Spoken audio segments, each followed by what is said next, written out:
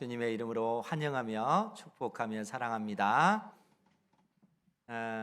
제가 신앙생활하면서 또 개인적인 큰 기쁨 중에 하나가 예전에 지도했던 그러한 또 학생들, 청년들이 믿음 안에서 잘 자라나서 그 교회에 중추적인 그러한 역할을 하고 있다는 그러한 소식을 들으면 제가 굉장히 기쁨이 막 넘쳐납니다.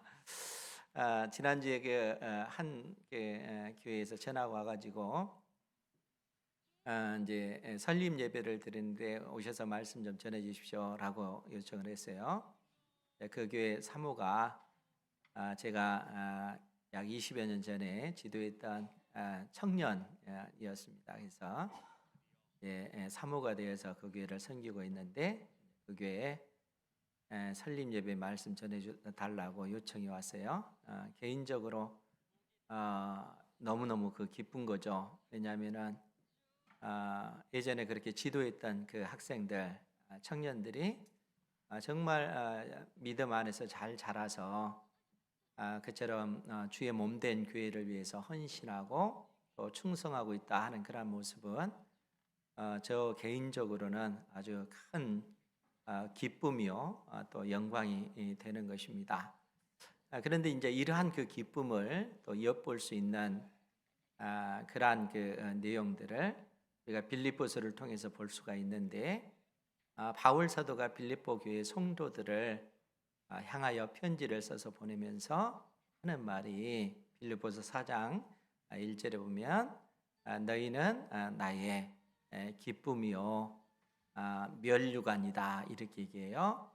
나의 기쁨이요 면류관인 사랑하는 자들아 이렇게 빌립보 교회 성도들을 향해서 그렇게 말하고 있습니다. 왜냐하면 지금 바울 사도는 실상 복음 때문에 로마 감옥에 갇혀 있는 그러한 상황이지만 그래도 약 10여 년 전에 빌립보 교회 유럽 지역에 처음 바울 사도를 통해서 바울 사도가 유럽 지역에 빌립보 교회를 세우고 나서 약 10여 년의 그러한 세월이 흘렀고 이러한 가운데 빌립보 교회가 바울 사도가 전했던 복음을 통해서 든든히 서가고 또 바울 사도가 이방인들에게 전했던 그 복음을 빌립보 교회 성도들이 전하고 있기 때문에 그런 것입니다. 그래서 바울 사도는 그러한 빌립보 교회의 성장하는 그러한 모습을 보면서 너희들은 나의 기쁨이다, 나의 면류관이다 이렇게 표현을 하고 있습니다. 심지어 오늘 그 말씀을 보면은 4절 하반절에 보면 빌립보 교회 성도들을 향해서 나의 기쁨을 충만하게 하라 라고 얘기합니다. 그러니까 너희들이 믿음 위에 더더욱 견고히 서서 나의 그 기쁨이 충만할 수 있도록 해라 그 얘기입니다. 즉 충만하게 하다라는 얘기는 내가 가지고 있는 이 기쁨이 완성될 수 있도록 그렇게 만들라라는 얘기입니다. 이 말씀이 무슨 얘기냐면은 바울 사도는 지금 빌립보 교회 성도들이 복음에 합당한 그러한 삶을 살기를 원하고 있습니다.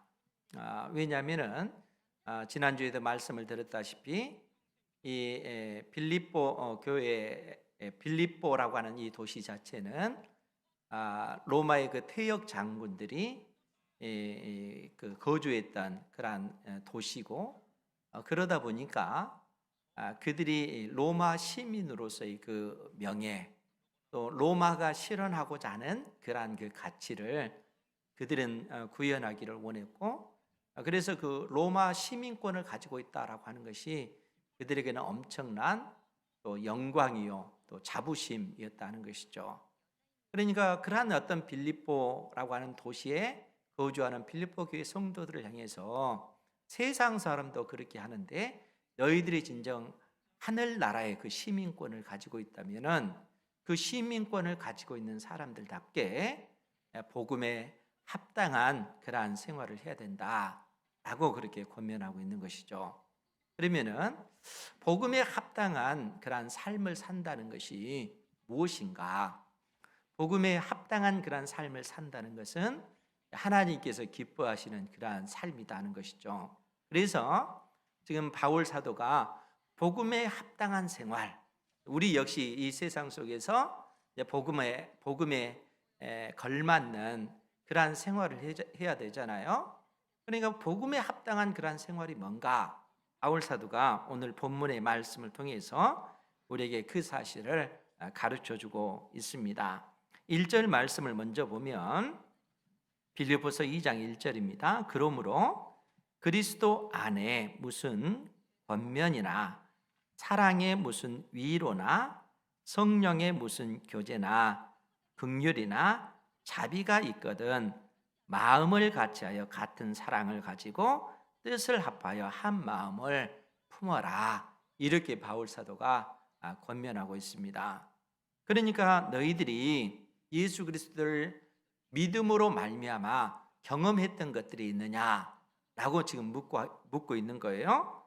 그런데 이제 그 구절을 우리가 좀 깊게 생각을 해야 되는데, 왜냐하면은 그리스도 안에 무슨 권면, 권면이라고 하는 것은 주님께서 우리에게 임하셔서 우리를 일깨워 주시고 말씀을 통해서 깨닫도록 하시고 하나님의 자녀답게 하나님의 말씀을 통해서 우리에게 권해 주시는 그러한 권면의 경험이 있느냐 그 얘기예요.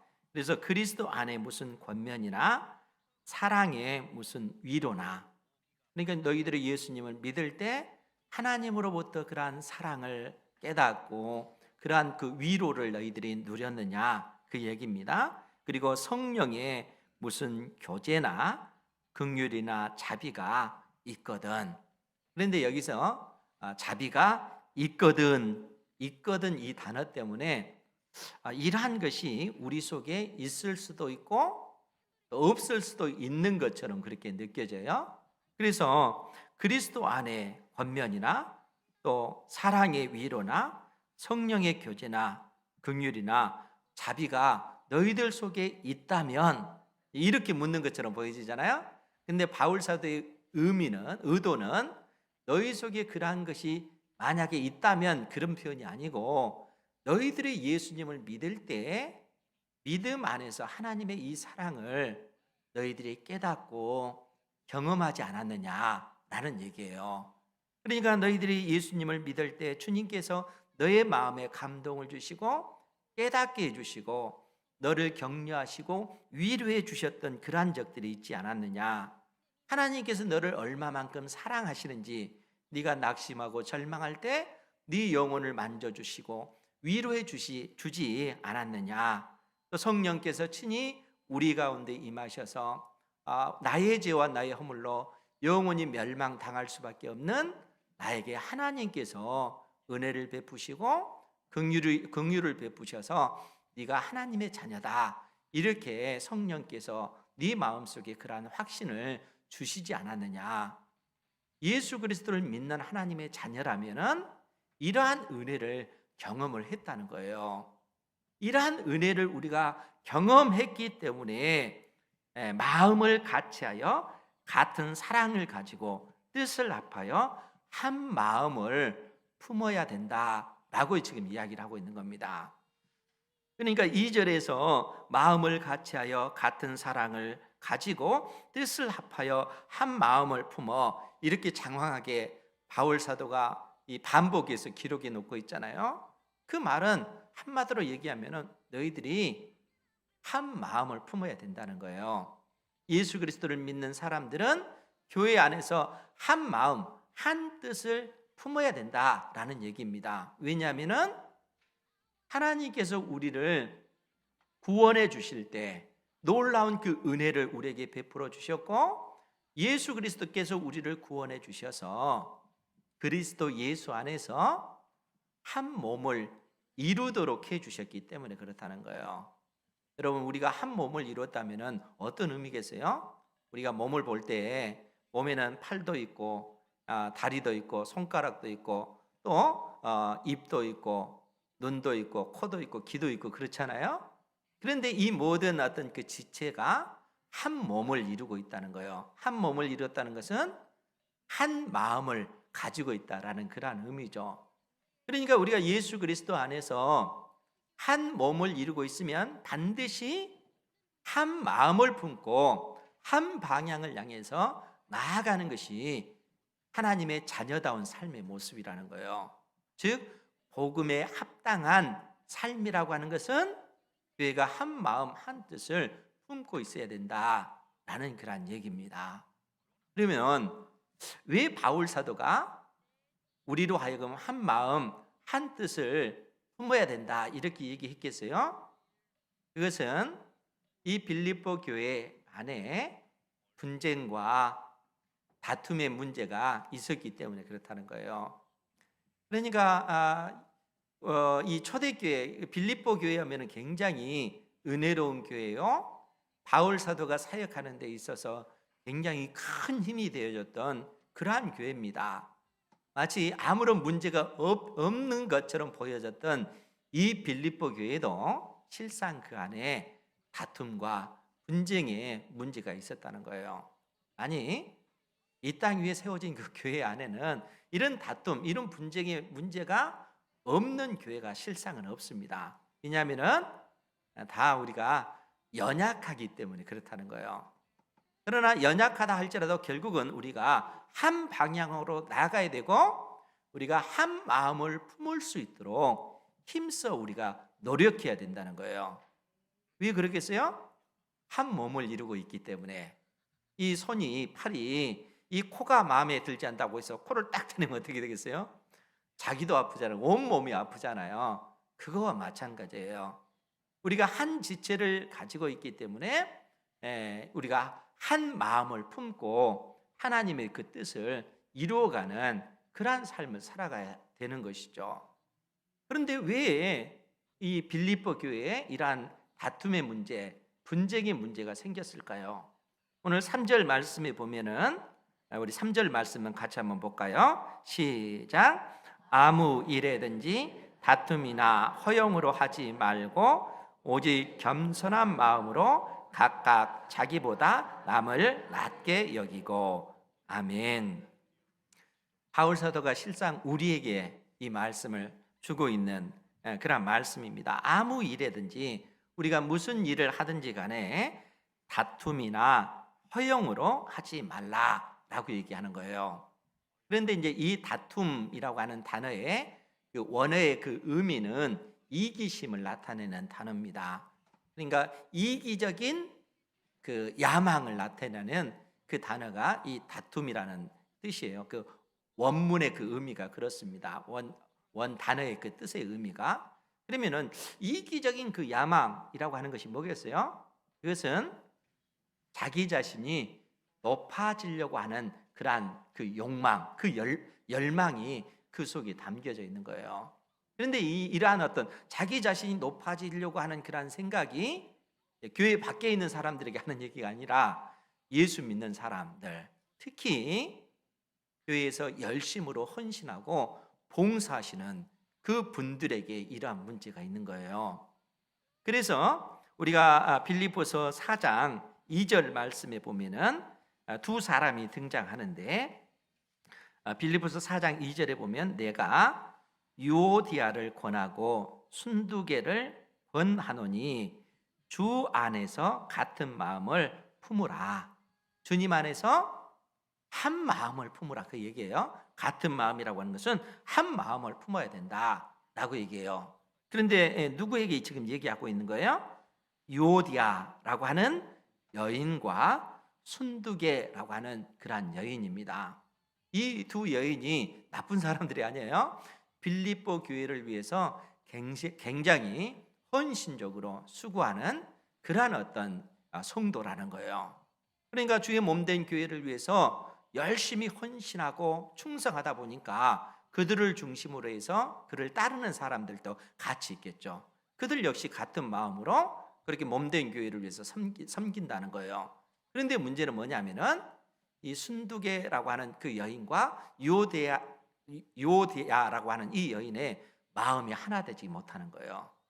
서로 하나의 어떤 그룹이 돼서 결국은 갈등하는 관계고, 그들이 열심히 교회를 위해서 헌신하고 충성하고 봉사한 것이 결과적으로는 자기 자신을 높이는 그러한 어떤 것이 되고 말았다는 거예요. 그것이 다툼의 문제라는 겁니다. 그러니까 우리가 주의 몸된 교회를 위해서 헌신하고 충성할 때는 우리 자신을 드러내기 위해서가 아니라 주의 몸된 교회를 위해서 헌신하고 충성하기 위해서잖아요. 몸된 교회를 위해서 헌신할 때는 철저히 내 자신은 죽어지고 내 주변에 있는 사람들을, 나보다 그 사람들을 더 낮게 여기는 그러한 마음으로 우리가 교회를 섬겨야 된다는 것입니다. 지금 바울 사도가 그래서 너희들이 그리스도 예수 안에서 한 마음 한 뜻을 품고 교회를 섬겨야 된다는 거예요. 그리고 교회를 섬길 때 저 사람은 내 뜻대로 하지 않는다, 저 사람은 왜 그래? 이렇게 비난하고 그들을 공격하기보다는 그를 품어줄 수 있는 사람, 그러한 어떤 사람, 그러한 믿음의 그 사람을 하나님께서는 원하신다는 거예요. 그러니까 지금 바울 사도가 빌립보 교회 성도들에게 그러한 권면을 해주면서 뭐라고 얘기를 하냐면 다툼이나 허영으로 하지 말라, 그 얘기예요. 허영이라고 하는 뜻이 무슨 뜻이라고 했습니까? 예전에 말씀을 드렸어요. 허영, 그 뜻은 영광이 비었다라는 그런 뜻이에요. 우리나라가 한자어도 빌허자를 써가지고 영광이 비었다라는 그런 의미입니다. 원문의 의미도 케노스라고 하는 단어는 비었다라는 뜻이에요. 그런데 독사라고 하는 그런 단어는 영광이라는 뜻입니다. 그래서 그 합성어가 케노 독시아라고 하는 뜻인데 허영이라고 하는 단어예요. 그런데 지금 3절에서는 허영이라고 하는 이 단어가 나왔는데 이 단어와 반대되는 단어가 또 등장합니다. 11절에 보면요, 11절에 보면은 모든 입으로 예수 그리스도를 주라 시인하여 하나님 아버지께 영광을 돌리게 하셨느니라. 11절에 영광이라고 하는 단어와 이 허영, 영광이 비었다라고 하는 이 단어는 서로 다른 말이죠.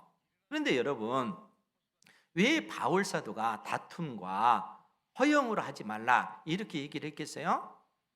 적어도 이 요디아와 순두계라고 하는 이 두 여인은 몸된 교회를 위해서 굉장히 그들의 시간을 들이고요, 물질도 드리고 정말 그의 몸을 들여서 헌신하잖아요. 그렇게 충성한 그것이 하나님께 영광이 된다라고 그렇게 생각을 한 것이죠.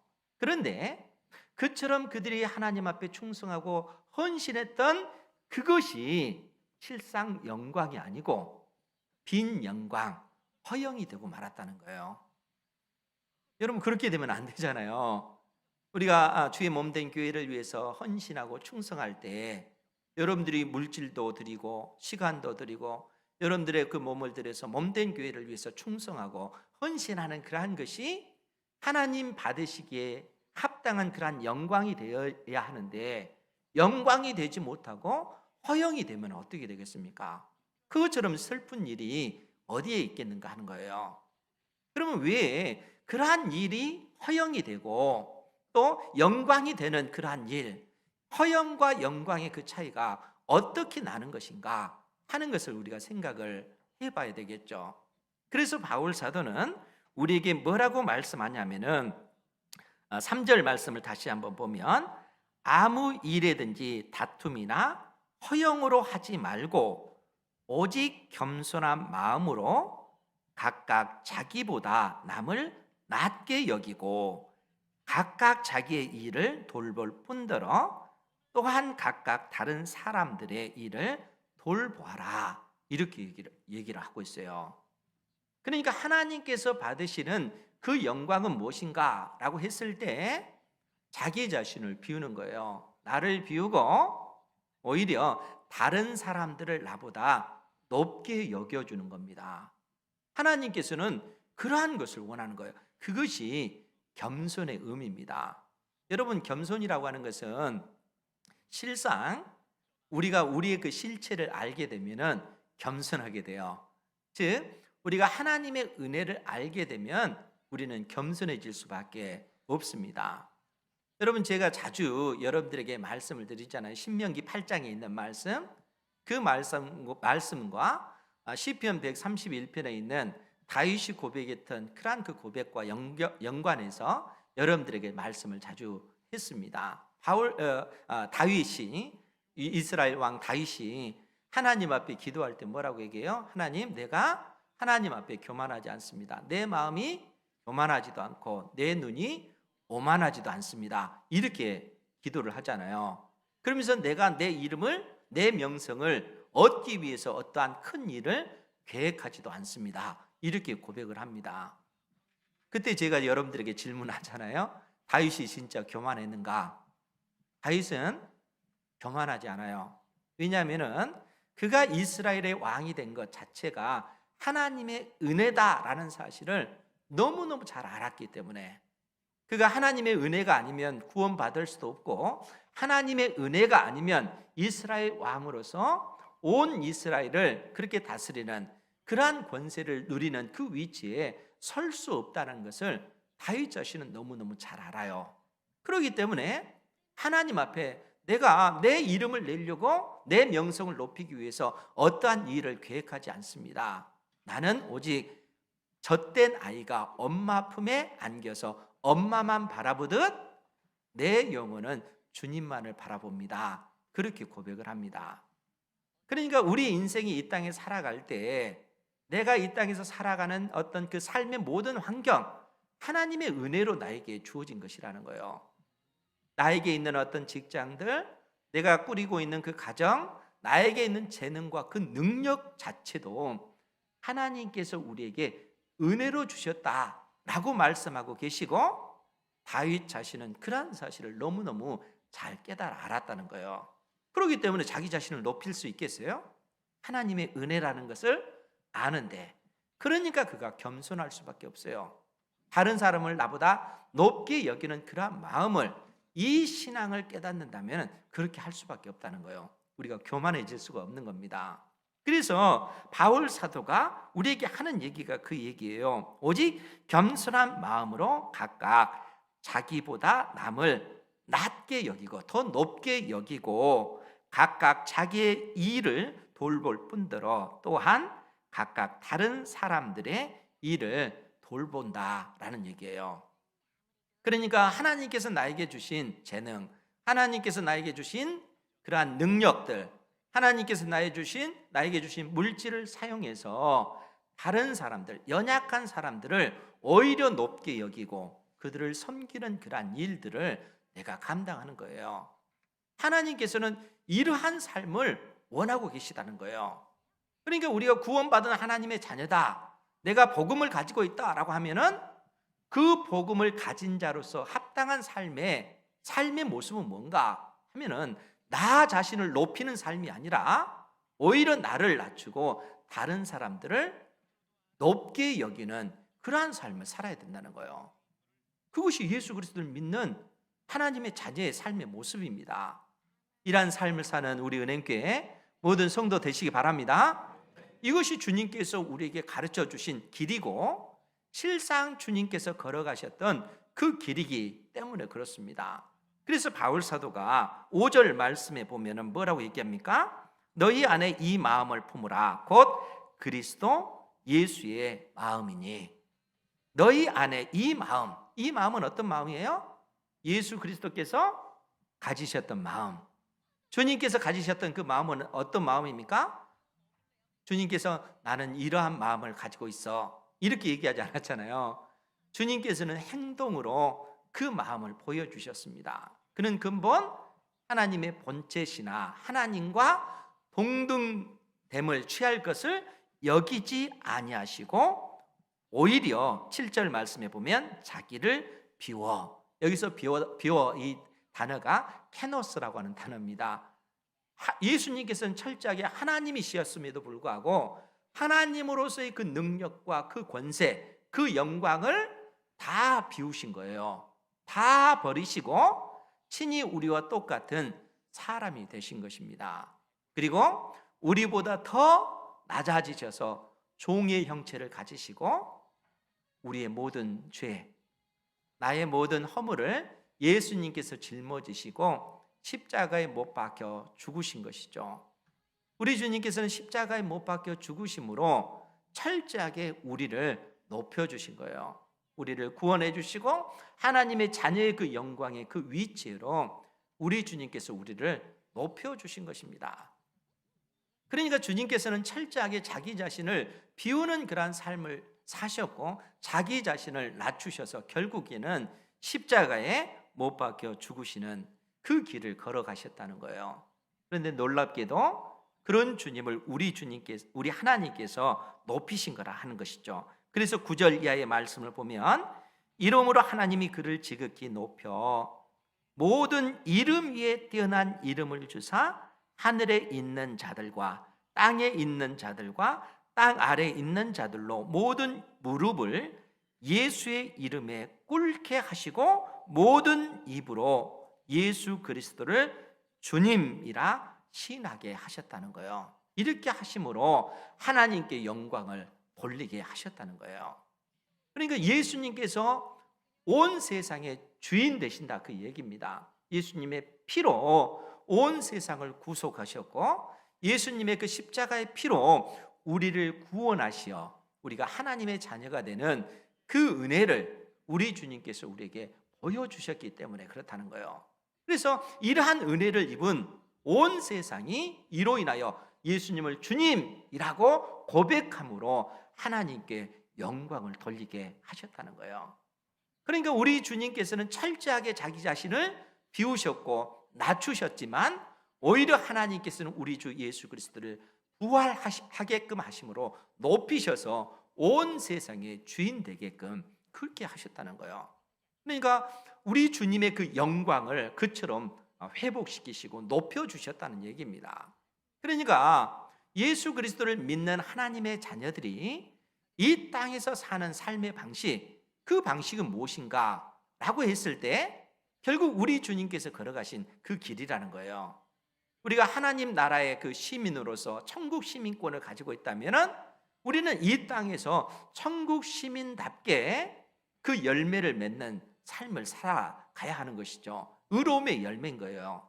그런데 이러한 열매는 어떻게 맺혀지는 거예요? 나 자신을 높이는 데서 맺혀지는 것이 아니라 철저하게 나 자신을 부인하고 낮추는 데서 의로움의 그 열매가 맺혀진다는 거예요. 우리의 모습은 어떻습니까? 예수 그리스도를 믿고 구원을 받았음에도 불구하고 여전히 우리 속에 세상적인 그러한 그 욕망들이 있잖아요. 다른 사람보다 나 자신을 높이기를 원하고 다른 사람들이 나를 알아주기를 원하고 다른 사람들이 나를 칭찬해 주기를 원하는 그러한 그 욕망이 우리 속에 있다는 거예요. 그러니까 이러한 문제는 빌립보 교회 안에서도 여전히 있는 그러한 문제라는 거예요. 그러니까 그러한 문제 때문에 그들 속에 다툼과 그 허영의 문제가 발생한 것이고 그래서 바울 사도는 그 문제를 지적하고 있는 거예요. 네가 진정 하나님의 자녀인가? 천국 시민권을 가지고 있는 구원받은 백성인가? 백성이라면은 백성답게 이 세상 속에서 복음에 합당한 삶을 살아야 된다. 그 삶은 나 자신을 높이는 삶이 아니라 철저하게 나 자신을 낮추는 삶이라 하는 것이죠. 나를 낮춰서 하나님께서 나에게 주신 그 모든 복들을 사용해서 내 연약한 믿음의 형제들을 섬기고 그들을 세워주고 그들을 높여주는 것, 그것이 결국은 나를 영화롭게 만드는 하나님께서 우리를 높여주는 그러한 삶의 방식이다라고 그렇게 말씀해주고 있는 것입니다. 그러니까 바울 사도는 빌립보 교회가 그러한 삶을 살기를 원하는 거예요. 빌립보 교회 성도들이 그러한 어떤 생활을 하기를 원하는 것이죠. 그래서 그 성도들을 보면서 너희들이 하나님의 자녀답게 사는 것, 구원받고 나를 대신해서 천국 복음을 수많은 그 이방인들에게 증거하는 그것을 보고 내가 너무너무 기뻐한다. 너희들은 나에게 있어서는 나의 기쁨이요 나의 면류관이다 라고 그렇게 얘기한다는 거예요. 그러면서 오늘 4절 하반절에 있는 표현대로 나의 기쁨을 충만하게 하라, 나의 기쁨을 완성시키라 그 얘기예요. 근데 실상 여기서 나의 기쁨이라고 지금 바울 사도가 그렇게 표현했지만 이 기쁨, 나의 그 기쁨은 하나님께서 기뻐하시는 그 기쁨이라는 거예요. 그러니까 하나님께서 기뻐하시는 그 기쁨을 완성시키는 것, 가득 채우는 것, 그것은 다른 데에 있는 것이 아니라 철저하게 우리 자신을 낮추고 연약한 내 믿음의 형제를 위해서 나의 시간을 드리고 또 물질을 드리고 또 위로하고 격려해서 믿음 위에 견고히 설 수 있도록 돕는 역할을 하는 것, 이것이 복음에 합당한 생활이고, 이러한 삶을 살아갈 때 하나님께서 우리를 기뻐 받으신다 하는 것입니다. 하나님께서 오늘 우리에게 주신 이 말씀을 마음속에 새기시고 하나님께서 기뻐하는 믿음의 삶, 복음에 합당한 삶을 사는 우리 하나님께 모든 성도 되기를 주님의 이름으로 축원드립니다. 기도하겠습니다. 거룩하신 아버지 하나님, 귀한 생명의 말씀을 통하여 오늘 또 우리를 교훈하여 주시니 감사드리옵나이다.